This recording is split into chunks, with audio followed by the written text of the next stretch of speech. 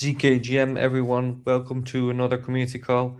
Apologies for not showing my face. The camera on this laptop is currently non-functional, but next time I will show my visage again.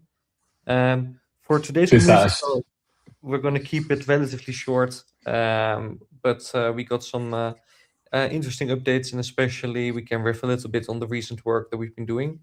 At the moment, Core and I are basically heads down in sales cycles to get Union private bridging out there and integrated in as many protocols as possible. So that has been our main focus. Obviously, the initiation of that was our private bridging white paper, which has been read by basically every major foundation in the crypto space. We're in talks with all major L1s on integrating this, and something that I'm really proud of. Previously, with Union, obviously, we are kind of the first to do zero knowledge based bridging, fully trustless bridging, and one of the most secure layers. But with private bridging, we have a really unique selling point, something that truly only Union can do. And even as a user or as a protocol, if you don't care about security, privacy is something that a lot more protocols care about, because obviously it allows you to execute more trades, give traders privacy at scale, which allows you to incorporate institutions and larger trading firms into your perp decks, for example. And so it's something that we're finding a lot of success with our BD outreach. With that, we of course announced the Z asset standard, where we have Z USDC as kind of the first test asset being piloted right now in the initial kind of products that we're leveraging. We're talking with, for example, the M0 ecosystem on providing Z asset supports to all issued assets, and basically using that as kind of the main driver for getting our asset standard out to as many new protocols. On top of that, we haven't forgotten about Oro, of course. Gandalf attended Bitcoin Mina to do further BD on the product.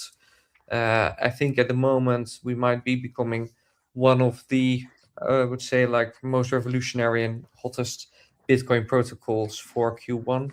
And so we'll be announcing a bunch of additional partners probably in the next couple of months, as well as with the protocol going live. So something we're really excited about. And once again, what will probably in the short term become the main revenue driver and token buyback mechanism for Union. And for those who are interested in learning more about this, we chatted in the Union Hall cast about this specifically with Gandalf on how this is structured. So for us going into 2026, basically the team is working over Christmas to integrate private bridging to get Aura live, and very excited with the further products that we're pushing. I think next slide, yes, Cor, go ahead for the tech updates. Yeah, so as you've been talking about earlier, Karel, both Aro and private bridging have been really key focuses of ours. Now, the great thing is that fundamentally, when you look at our stack, the core technology that allows for private bridging to work is state proofs, and state proofs only properly work with the light client architecture Union has, specifically recursive light clients. So we've been expanding that into even more ecosystems, such as Arc, hot new L1. And along with that, we're also building a loopback light client, such that you can't just use this for private bridging, but also private internal transfers within a single chain. Now, we're building like a really cool TypeScript SDK, of which we launched 0.1. We're integrating this with clients of our private bridging technology, which we think is very cool. It allows a very easy API integrated with an anti-AML, just normal AML attester service, which we believe is great. Now, Aura is also going really well. We're integrating with vault providers, which is cool. Dashboard is near completion. This will be like a really cool dashboard where users of Aro can see directly where their funds are flowing, so to which specific mining facility, and then even which miners are being purchased with their funds and what the yields are on those specific miners, the energy consumption. So statistics nerds can really nerd out over all of the yield generating data, which would be cool. And it's also great for reporting, which is a bit of a boring subject, but if you're deploying millions of capital, your tax reporting needs to be very accurate. So tooling we're creating now will provide help with that, which is cool.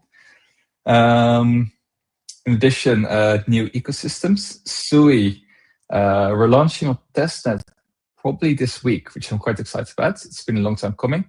Sui is definitely like at top, I think, like 10 ecosystem in terms of user counts. So that's super cool. And that being live on testnet will be really cool to see.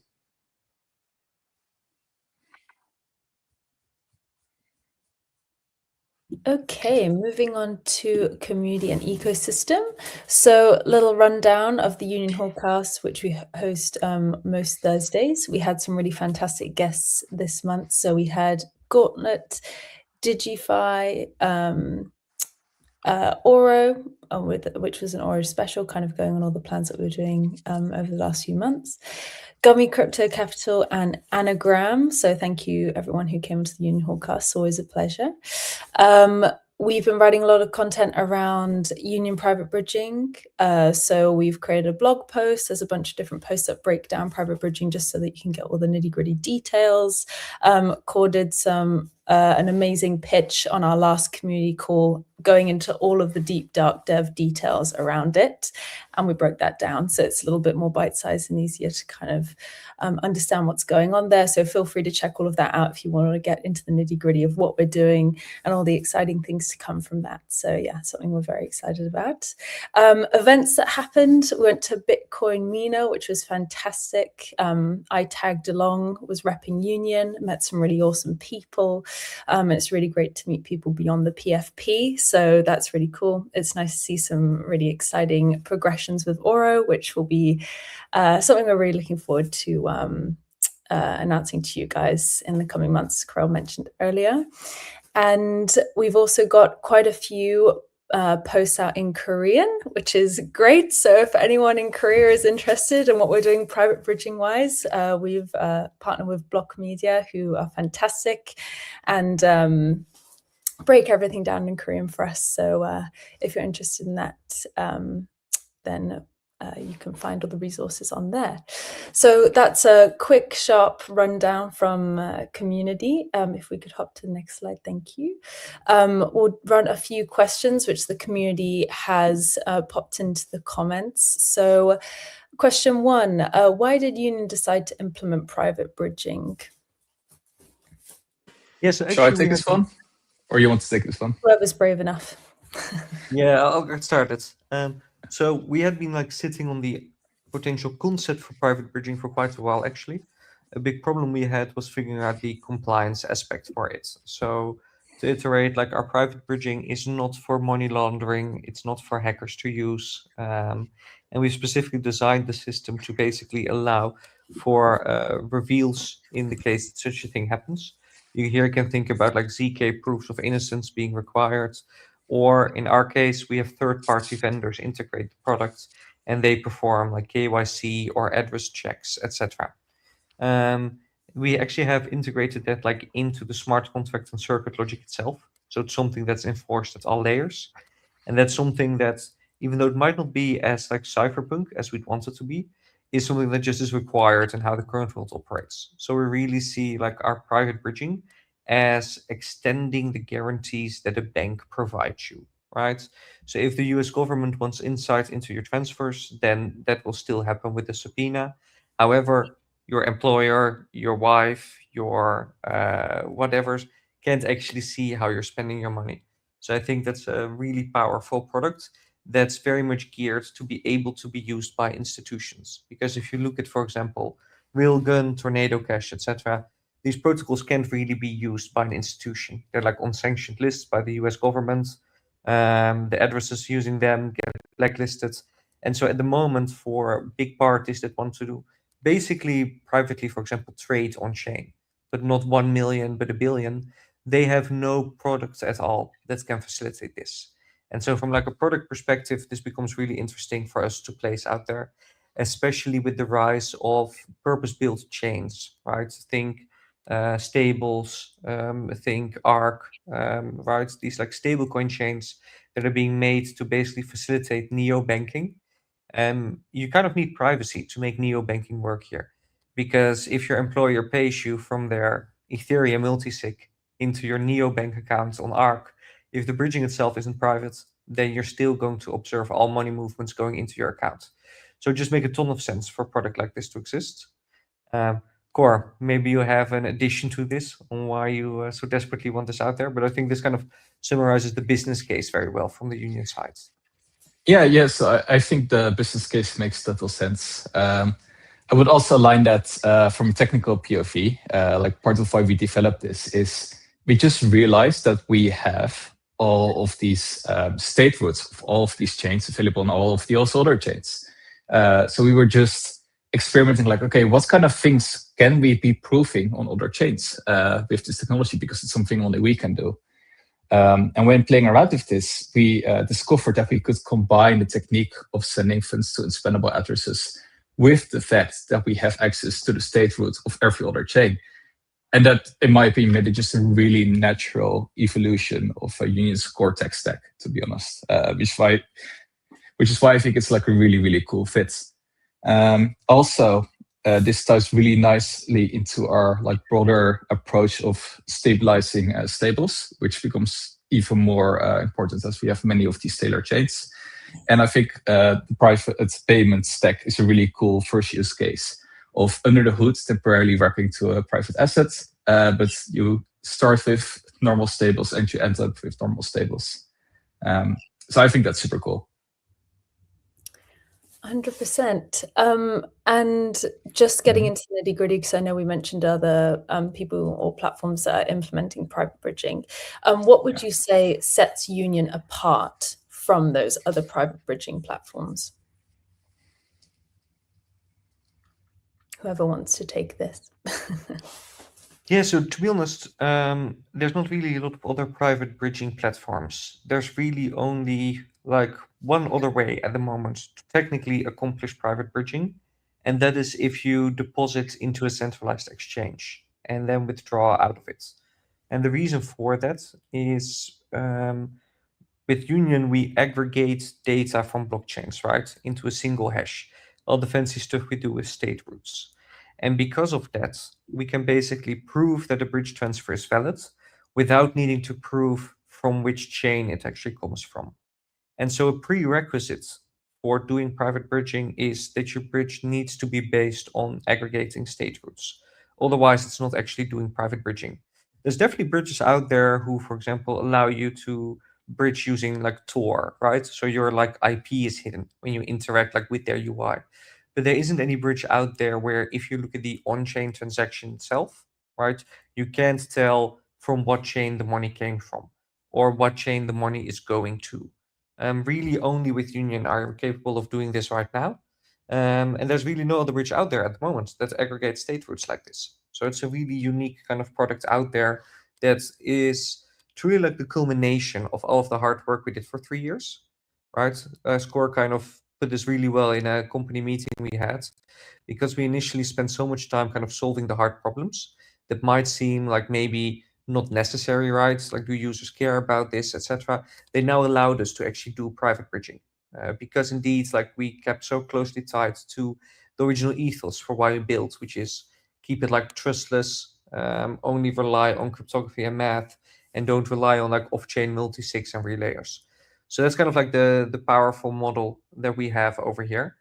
That's especially important from, once again, like the compliance regulatory perspective, because Union specifically is categorized the same way as Ethereum is categorized, right? We don't actually need to facilitate the full private transfers themselves.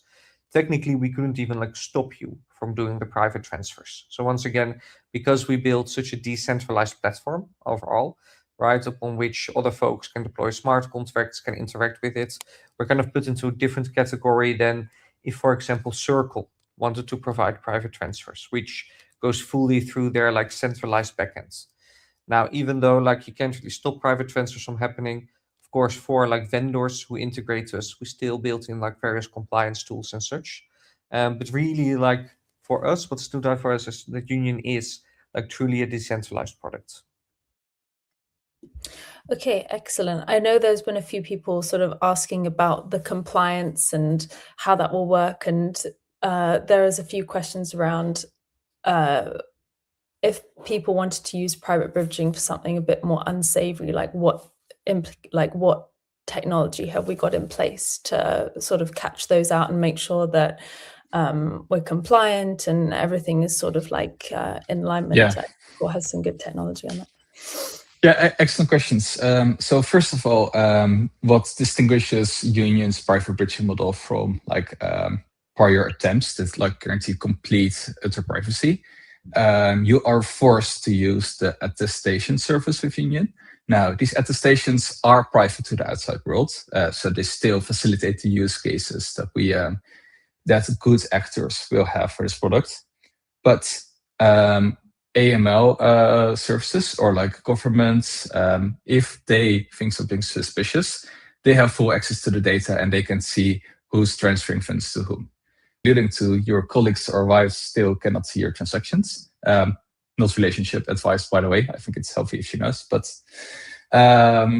the financial agencies, they can see these transfers. And that's the biggest differentiator by far. That's super, super important. Besides that, the attester will block illegal regions. I forgot what the term for it, but there's like this list of regions like Iran where you should just not conduct business. All of those would just be blocked straight up. And then there's additional tooling to provide. So like integrators who like use their service, for example, exchanges who integrate them. Exchanges are already required to KYC their customers before like they can do anything on an exchange. So if an exchange integrates with us, that means that those users are also already KYC'd. So I think those three are the really big pillars that make this infinitely more compliant than any prior privacy solution. Now, it may be less mathematically pure, but I firmly believe that for end users, this is much preferable because it also means that exchanges will not suddenly block your assets or be like, well, this is an asset that's wrong or one that's being used for money laundering, for which we have absolutely zero tolerance. This means that the token will stay available on our exchanges, which we believe is vastly superior to your assets just getting blocked. Okay, excellent. And just as I have you caught, one more techie question. Are there any plans to add any new chains soon? Yes. So I alluded to Sui and testnet earlier, and that's going to be huge. But also Arc is one we're doing a lot of investigation in. And there's some ZK specific chains that I will not directly name yet that we're doing work for, which we think is really cool. Okay, excellent. I'm glad I've twisted your arm there. Now back to Karel. We briefly touched on Aura in the beginning of the community call. Is there any more updates, any alpha you can give there, or is it sort of something that will be revealed in the next few months? Would love to know more info. Yeah, so currently behind the scenes, we are working on what probably will be the most massive deal for Aro, under NDA and in the negotiation stages for the TVL amount, strategic investment, etc. So I cannot disclose any information, but basically my highest priority right now is closing this deal, which would make Union like one of the biggest DeFi protocols out there as well. So the moment we can basically announce this and go live with it is the moment you'll be hearing me screaming this from the rooftops. Okay, excellent. So lots to look forward to in the next coming months. And speaking of coming months, I know in past community calls we've addressed this. Season 2 is coming in the new year. Is there any dates, any alpha I can give anyone, or is it more still more details to come? Not yet. We're kind of like right now in the ideation phase for season 2. Kaito has been so overrun with AI bots, etc., that we need like a completely new approach to basically go through how we would actually do this season 2, how we will measure it, etc. I think Core and the dev team have completed their fix-ups of like the dashboard backends and are kind of like prepping to have like a better stable base right now for us to accomplish this. Yeah. Members, go ahead, Core. Yeah, I want to give a bit of color on this to kind of like explain some of the failures and like how we're now addressing them to hopefully make season 2 a lot more stable. So the core of the old dashboard was Supabase, which worked great. But then Supabase has the database portion, which is very reliable, but they also have the cloud functions. Now, almost all of the functionality was encoded into Supabase cloud functions. The problem is that in alpha testing, all of this worked great because then Kyle was, for example, adding a feature and he had like 5 test users, so it was all fine. However, when you suddenly have more than 100,000 users, things really start to break down. And although the functions are correct, they would like only be allowed to run for a certain time. And then with 100,000 users, it will just like take, for example, 40 seconds. And then Supabase had a limit of 30 seconds. And that's the time your functions were allowed to run. And then they were just suddenly, they kept getting cut off. And that had huge problems. For example, role distribution on Discord or NFT checks, which is simply not complete sometimes. And that was really the core issue. Now, we did do optimizations, like splitting it up into multiple smaller functions. But the core issue really needed like a complete overhaul and like move away from these cloud functions entirely and move this to a dedicated service. Now, for this, we're actually sharing the new architecture that we're building for RO's off-chain backend, which is really cool. And we're using all of our key learnings there to really improve the dashboard architecture and make it way more stable. Okay, excellent, excellent. Quick question, which I've read in the comments, which I think is people are wondering about their date with Jessica. Where is Jessica? We need to know. So, anyone know? Anyone know where she is?